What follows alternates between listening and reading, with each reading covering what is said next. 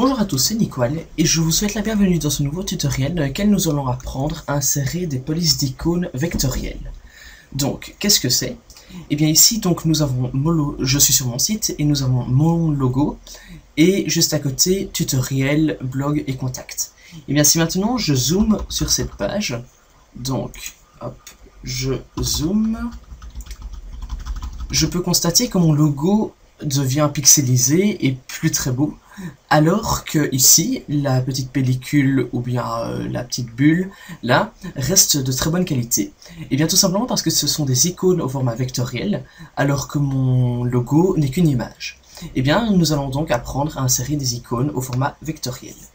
Voilà. Donc pour ça, il y a moyen d'en créer sur certains sites, ou bien alors on peut télécharger des packs tout faits comme sur ntypo.com.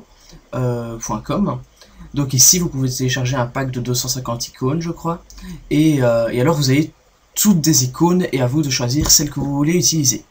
Maintenant ça ce n'est pas très pratique étant donné que parfois ça prend beaucoup de place étant donné qu'il peut y avoir énormément d'icônes. Donc il y a des sites comme icomoon.io ou bien fontello.com qui permettent de sélectionner les icônes qu'on aimerait bien télécharger. Et bien, donc aujourd'hui, je vais vous présenter Fontello, enfin donc je vais utiliser Fontello, et mon but va être de rajouter des petits smileys ici, donc de quelle humeur es-tu, et ici j'aimerais bien avoir des petits smileys pour rendre le site plus dynamique, enfin plus chouette. Donc je ferme icomoon et ntypo, et je vais sur Fontello. Donc des smileys j'ai déjà repérés, ils sont juste ici, un content, un triste et un sans expression. Donc, ici, je les ai sélectionnés tous les trois. Je vais mettre un nom à ma police, tutoriel par exemple, tutoriel. Ensuite, ici, je vais aller donc dans les paramètres et choisir un préfixe CSS, parce que nos icônes, pour les appeler, on va mettre des spans qui auront la classe de notre icône, et alors, automatiquement, grâce au CSS, notre image sera importée. Donc je vais choisir par exemple de mettre i-. Et se dire que si maintenant je vais dans Customize Names, j'ai i-content, i-triste et i-bof.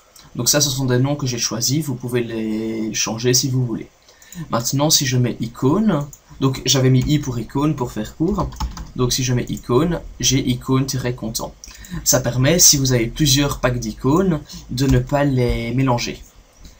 Donc voilà.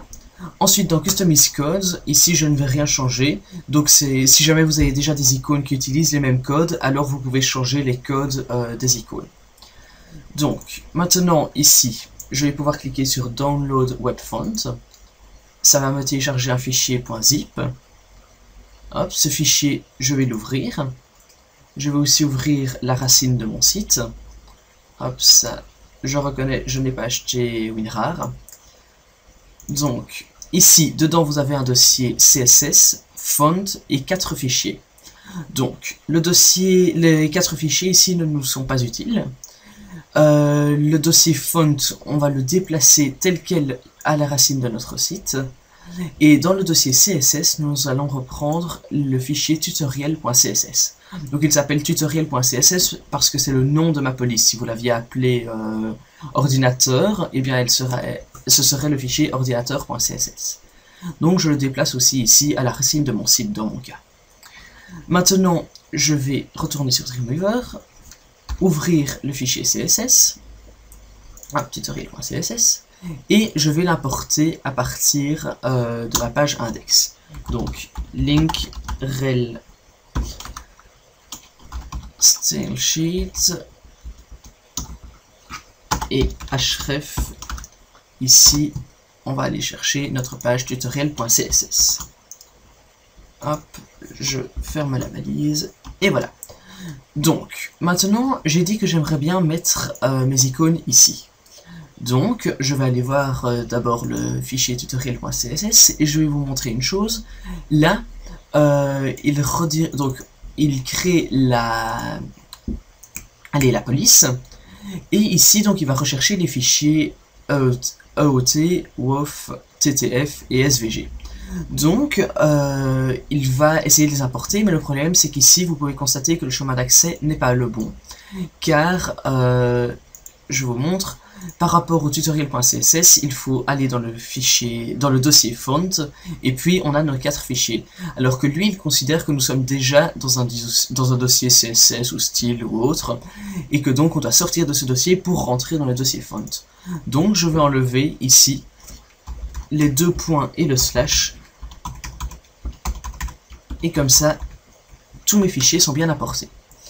Donc, ici, je vois que j'ai i-content, i-triste et i-bof, et je vais donc les assigner à chaque bouton. Donc, pour ça, je vais faire une span classe i-content, i-content. N'oubliez pas de refermer la span, c'est très important. Donc, on ferme la span. Ici, si maintenant j'actualise ma page, j'ai mon smiley content. Ensuite, je vais recopier ceci et adapter en fonction du cas. Donc, bof et mauvaise. Donc ici, c'est i-bof. Et pour terminer, i-triste. Donc, maintenant, si j'actualise, j'ai mes 3 icônes. Si je clique dessus, il ne se passe rien parce que je n'ai rien défini. Donc, voilà, c'est la fin de ce tutoriel. Je vous remercie de l'avoir suivi. Et on se retrouve dans un prochain tutoriel. Salut!